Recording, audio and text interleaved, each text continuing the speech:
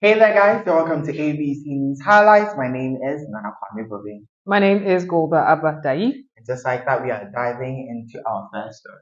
We are. So the president has decided that he's going to do a ministerial shakeup. And some people are happy and others are not. So this communique was announced in a statement today, 14th February 2024. Now, the President of the Republic, Nana Addo Akufo-Addo, has relieved the following ministers and deputies of their portfolios in government with immediate effect. Eugene Ahim, Director of Communications, Office of the President, said in a statement that he signed. Now, 9 ministers and 8 deputy ministers were affected in the major shakeup. 4 other ministers and 2 deputy ministers were, however, reassigned to different portfolios. So we have the Minister for Information, Kojo Ponkroma, being reassigned to the Ministry of Works and Housing. We have Francis Asenso Boache, who was formerly of Works and Housing, also going to Roads and Highways Ministry.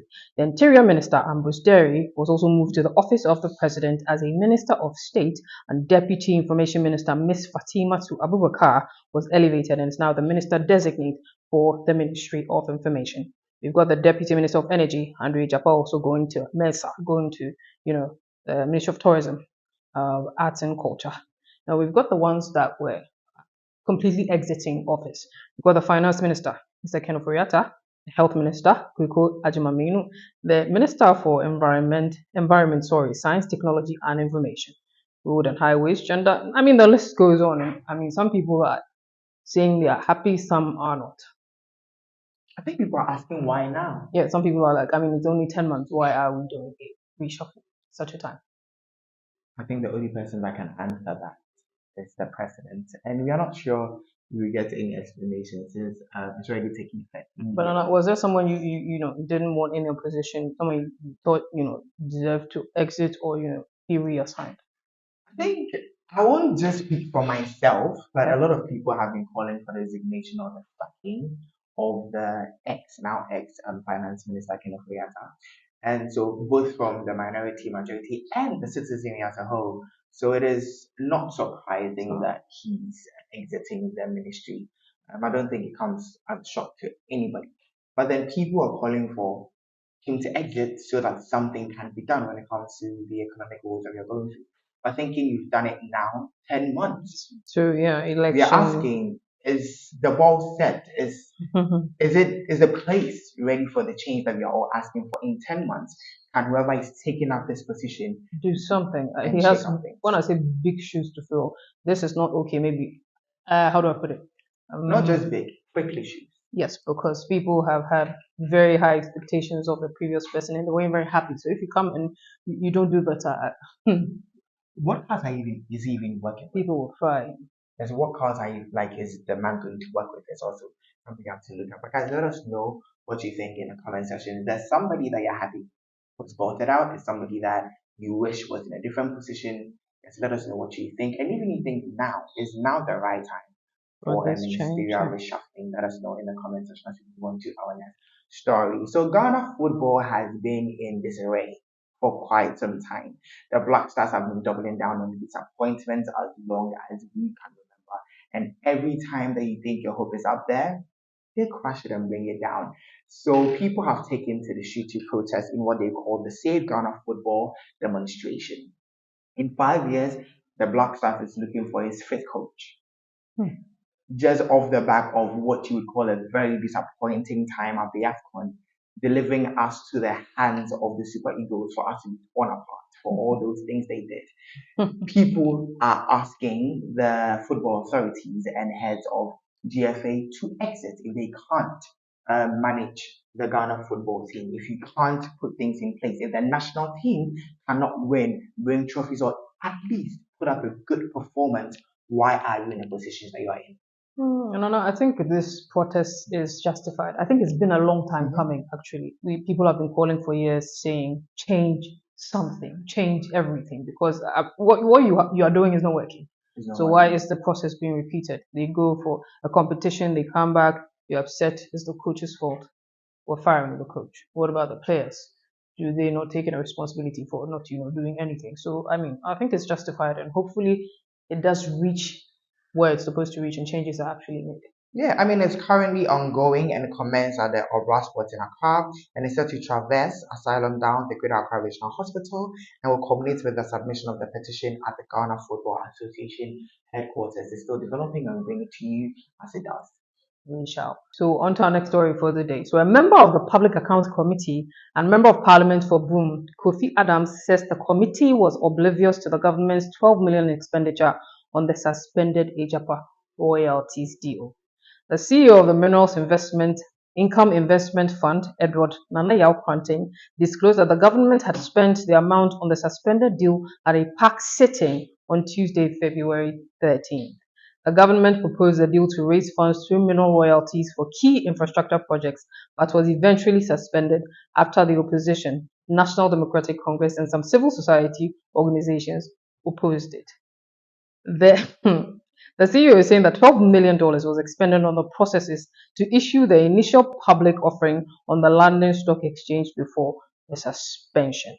Now, in an interview, Mr. Adams, who is a member of the committee, says they are ignorant of the expenditure and that a public interest question is what had led to the revelation by the MIF CEO.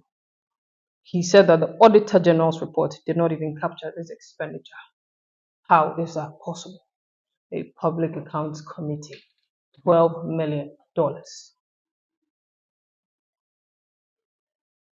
I They personally, just used $12 million and an accounts committee wasn't aware yeah, because what? and Attorney General missed it. How is that possible? How do you miss that? You're able to chase someone else all over the place to appear in court. $12 million. Well, I think when it comes to the Japan deal, any form of information That is relevant to us. We are hoarding, not well. exactly. I mean, we didn't know about it till it blew up in public, till the ex special prosecutor Matuludu was even fired, supposedly fired for bringing this in public and chasing it because he was quite committed to getting to the bottom of this deal, as he called it, unconstitutional and not right. Another question. When they say RTI, the Right to Information Act, is this part? Can I say, oh, I want information on this? Yes, she can go and require information, but now the president has halted it. So now the president has halted the deal. What happens to it? Is anybody going to account for the money? Exactly. So $12 million. Is it halted to continue after you leave office? What's the money? Where's the money? And the signatories to the Japan deal were the people alleged that it was going to build China. Other people. We So need to know. is this deal dead, or is it just waiting for you to walk out of office to bring it back to life? Are we going to get our $12 million back? We need answers. We do. We do. Exactly. Let us know what you think in the comment section as we move on to our next one. That is totally heartbreaking. So Ekanka is on the rise when it comes to the coastal areas in the western region mostly, where on the beaches in that in such areas, what has become sex for fishes is a growing habit. Disgusting one, I must say, where young girls are abused and sexually exploited in exchange for fishes. And this is done so that the girls could get money to feed themselves or their families, or they would eat it or sell it. But regardless, we have old men who are fishermen that are abusing and sexually exploiting young girls in these areas. Well, the member of parliament for Dromo, that is Dorcas Afo-Tofi, I hope I got the name right. Toffee, right, has reacted to an investigative report on fishermen in a constituency who have been subjecting young girls to sexual abuse and exploitation. According to the report, some fishermen at Asini exploit these girls, who often take care of their families during periods where they have substantial harvests by giving them fish in exchange for sex. She called on to authorities to fully investigate this matter and bring justice because she found it dishonorable, sad, and very, very wrong. Nana, a couple of questions. Has this always been your way of life? Why has this always been your way of life? If it has not been, I mean, I know that things are not going well in this country. But why is it that at least some regions can manage and some are just in dire state? Why does a young girl have to go and barter for fish with sex? A young girl that should be in school getting an education, a woman who has a child who should be living her life bartering for Fish is ridiculous. It is ridiculous, but the first that comes to mind when you ask that question is the fact that we have such a centralized development in this country. Yes, you can say Accra is developed. The next one you probably mentioned Kumasi or Cape, because like few metropolitan cities are developed, but there are certain areas in the country that are seriously underdeveloped. And So much that yeah. you're saying that if these kids should even be in school, it will be shocking to find out that they do not even have schools because most of them do not go to school. And it's that bad that they have to become matriarchs of their family, have to take care of their parents and their siblings if they're any, and they have to take care of themselves. And this is what they have to subject themselves to. I'm not even gonna. First of all, it's of course a systematic failure that we have kids doing this. But why are old men who are supposed to know better, Exploiting. old enough to be their father, their brother, old enough to just choose and have a better sense of judgment doing these to these girls? And what ministry focuses on things like that? You see, I'm talking about the young girls. So the first ministry that will come to my mind is the Ministry of Gender. Yes. Are they not aware that children are being exploited in such a way? Do you not bring it before Parliament that these people are impoverished? These people have these lifestyles. They need help. Well, the former Minister for Gender, the last time she was in Parliament and brought anything up.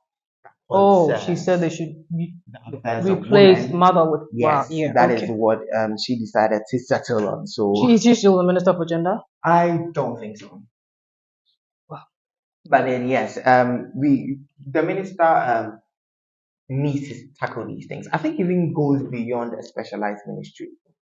Local law enforcement. Exactly. What do you do? Don't they have MPs? Even beyond MPs, churches, because trust me, there may not be a school in any area in this There's a country, church. but there's a church. Definitely. There is a mosque. They have responsibilities when it comes to socialization and making sure that these children are better off. Why is nobody saying anything? Why is nobody stopping it? And I think we need to take the government to step in. What is the church doing? What is the mosque doing? The leaders and the chiefs. What are the chiefs doing?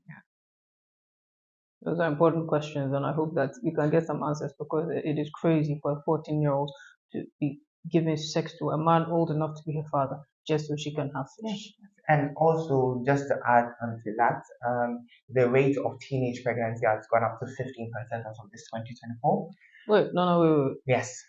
As in, I think about a week ago we talked about this where the AIDS Commission board said that free SH's policy has reduced teenage pregnancy. Yeah. So how did that survey come about? Of course, that was not any way backed by real fact. Last year it was 14%, we moved to 15%. And if we have leaders, whether local governments, whether churches, whether community leaders, whatever it is, looking away as fishermen sexually exploit young girls for sex in exchange for fishes. Then you can understand why when women are going for jobs in the capitals and other things, they also have to experience things like that. Starts from down. It's another cycle. It is a cycle, guys. Let us know what you think in the comment section. It is totally disgusting that it's even something you're talking about. But yes, we are hoping that law enforcement and community leaders, I'm heavy on that because it doesn't take the government, people step in and advocate for the rights of these girls.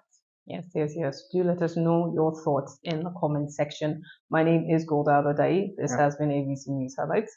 Exactly. And my name is Nana. For more details, please visit abcnewsgh.com. Our social media handle, abcnewsgh_. See you.